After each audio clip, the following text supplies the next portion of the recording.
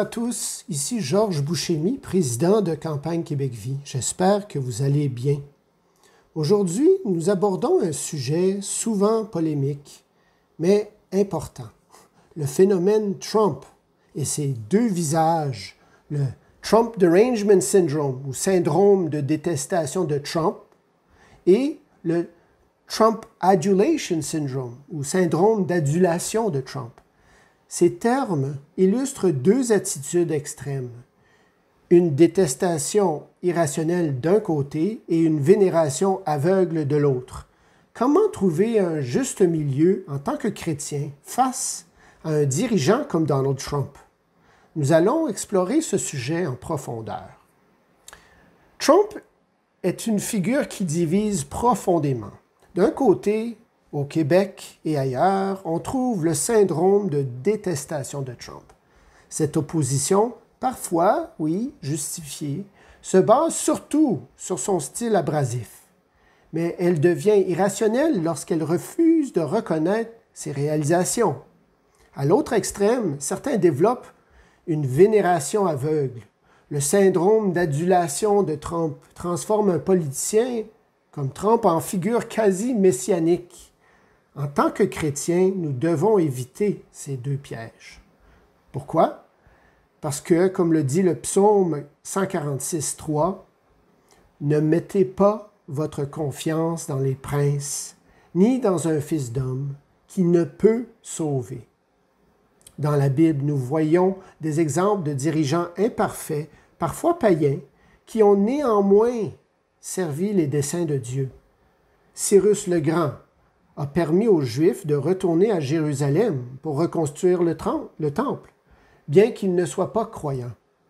Nabuchodonosor II, après des interventions divines, a reconnu la souveraineté de Dieu.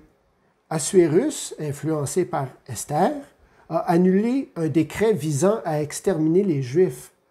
Ces exemples montrent que Dieu peut utiliser des leaders imparfaits pour accomplir son plan. Trump, bien qu'il ne soit pas un saint, a parfois agi en faveur de la justice, de la vie et de la famille. Sous sa présidence, Trump a pris des mesures significatives. Il est devenu le premier président à participer à la Marche pour la vie en personne à Washington, D.C. en 2020, affirmant que chaque enfant est un don précieux et sacré de Dieu. Il a nommé des juges conservateurs à la Cour suprême, conduisant au renversement historique de l'arrêt Roe v. Wade. Son administration a établi et élargi la politique de Mexico, empêchant le financement d'organisations internationales pro-avortement. Il a défendu la liberté religieuse, soutenant des organisations et des politiques favorisant les valeurs familiales.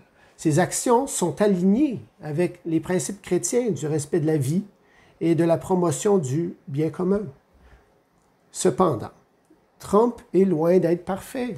Il a soutenu certaines initiatives contraires aux enseignements de l'Église, comme l'appui aux soi-disant droits des LGBT et la fécondation in vitro. Cela nous rappelle qu'il n'est pas un modèle de sainteté en tant qu'individu, mais un habile homme d'État. En tant que chrétien, nous devons rester vigilants. Certains utilisent même pour Trump l'étiquette « opposition contrôlée », prétendant qu'il n'est pas véritablement en opposition aux forces du mal en ce monde, mais joue un rôle de semblant de résistance pour berner les peuples.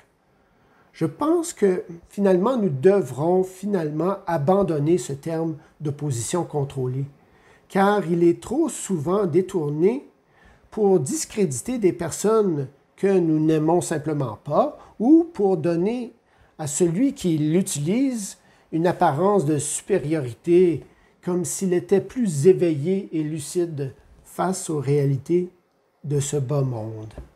Car en réalité, toute personne humaine, par ses défauts, va collaborer au mal et qui peut prétendre être complètement pur et sans influence du mal? Alors tout le monde peut être accusé d'opposition contrôlée finalement. Mais cela ne fait pas de tout le monde une opposition contrôlée. Aussi, Si l'on compare Trump à ses opposants comme Hillary Clinton ou Joe Biden, il reste une option bien meilleure pour les chrétiens. Bref, Trump n'est pas un messie, et encore moins un démon. Il est un homme d'État, à l'écoute des chrétiens dans une large mesure.